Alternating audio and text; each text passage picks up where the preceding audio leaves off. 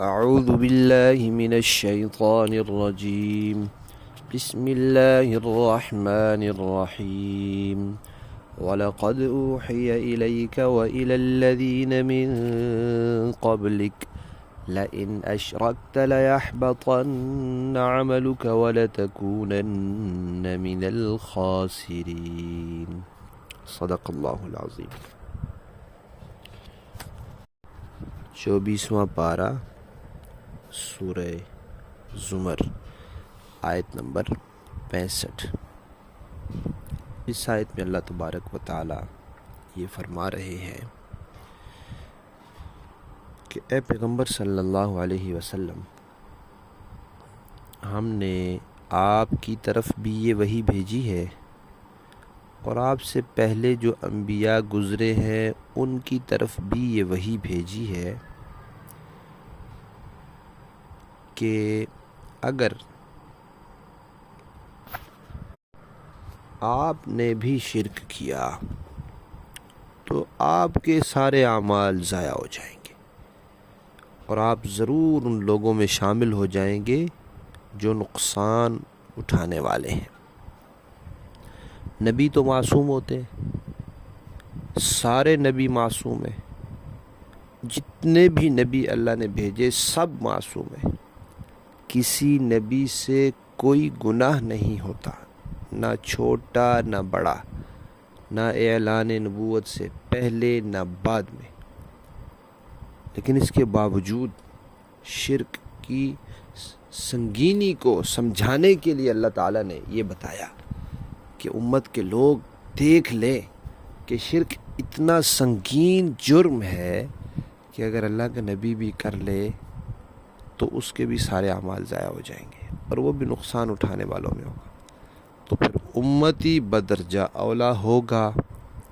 امتی اگر غیر اللہ کو سجدہ کر لے تو جب نبی نہیں بچ سکتا تو امتی کیسے بچے گا؟ اللہ کے علاوہ کسی اور کے نام کی نظر نیاز دے دے، امتی اگر کسی اور کے نام کا چڑھاوا چڑھا دے، اللہ کے علاوہ کسی اور کے نام کا جانور ذبح کر دے، اللہ کے علاوہ کسی اور کے نام کی دیگ چڑھا دے،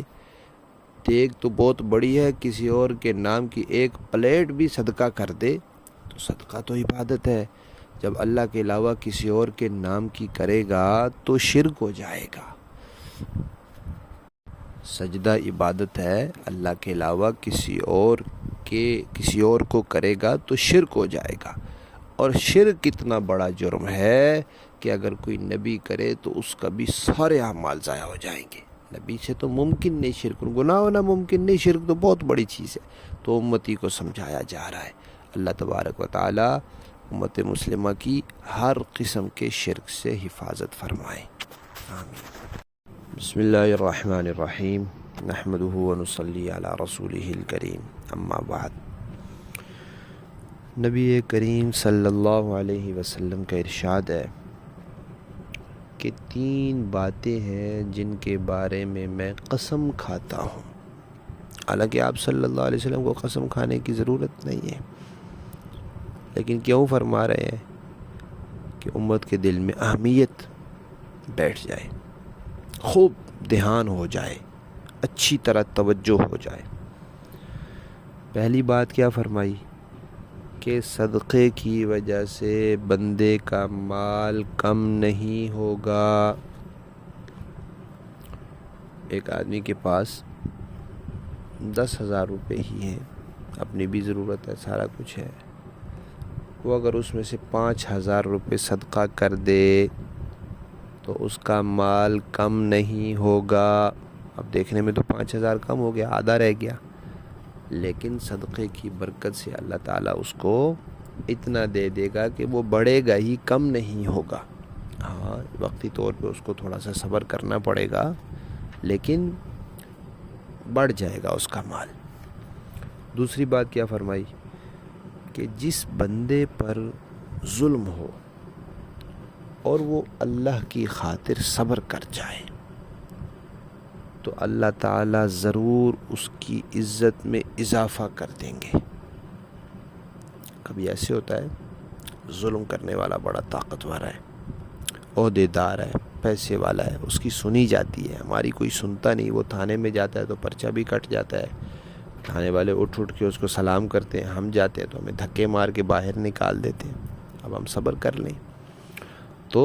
عزت ہماری بڑھ جائے گی، ظالم کی عزت نہیں بڑھے گی۔ تیسری بات کیا فرمائی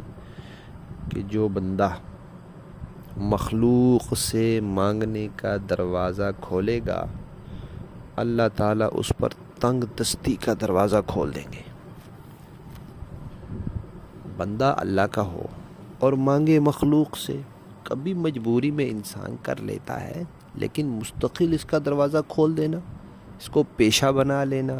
اور اسی کام میں لگ جانا کہ بس مخلوق سے مانگنا ہے تو گزارا چلانا ہے، تو جو یہ کرے گا پھر اللہ بھی اس کی روزی تنگ کر دیں گے کہ روزی تو میں نے اپنے پاس رکھی ہے، یہ میرے بندوں کے پاس بھٹکتا پھرتا ہے، تو پھر انہی سے لے لے، برکت اللہ اٹھا لیں گے اور وہ تنگ دست ہوتا رہے گا۔ اس لیے مخلوق سے مانگنے کا دروازہ نہیں کھولنا چاہیے۔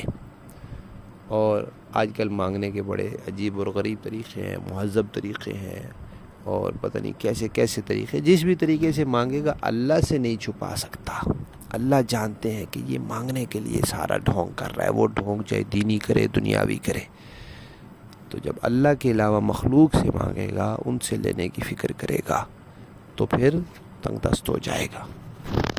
بسم اللہ الرحمن الرحیم، نحمدہ ونصلی علی رسولہ الکریم، اما بعد۔ فطرانہ جو ہے، جسے صدقہ فطر کہا جاتا ہے، اس میں اگر گندم دے یا گندم کا آٹا دیا جائے تو 1.25 کلو، احتیاطاً پورے 2 کلو دے دیں، 2 کلو کا حساب رکھ لیں۔ اور اگر گندم کے بجائے جو، کشمش یا کھجور ہو تو وہ اس سے دگنا، یہ اگر 1.25 کلو ہے تو وہ 3.5 کلو، اور یہ اگر گندم وغیرہ احتیاطاً 2 کلو دی جائے تو پھر وہ احتیاطاً 4 کلو کا حساب لگا لیں۔ تو بہرحال یہ اس کی مقدار ہے۔ اب یہ چیزیں بھی دے سکتے ہیں اور ان کی قیمت بھی دے سکتے ہیں۔ البتہ اگر چیز دینی ہے، گندم ہی دینی ہے 1.25 کلو یا 2 کلو، تو وہ پھر جہاں کہیں بھی دے،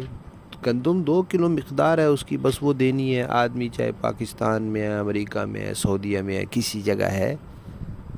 اور وہ دینے والی چیز جہاں مرضی دے رہا ہے، دنیا بھر میں جہاں مرضی دے رہا ہے،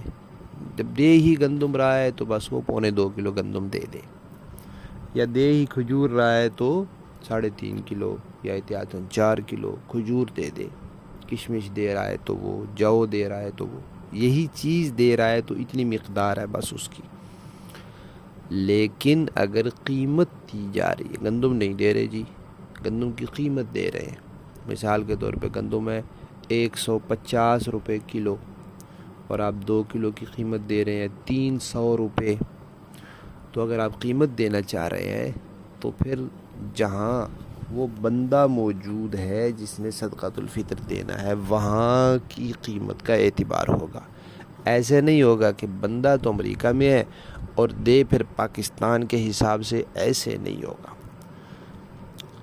یہ تو ہو سکتا ہے کہ امریکہ میں ہے، وہ کہتے ہیں ہاں جی میری طرف سے اتنے گندم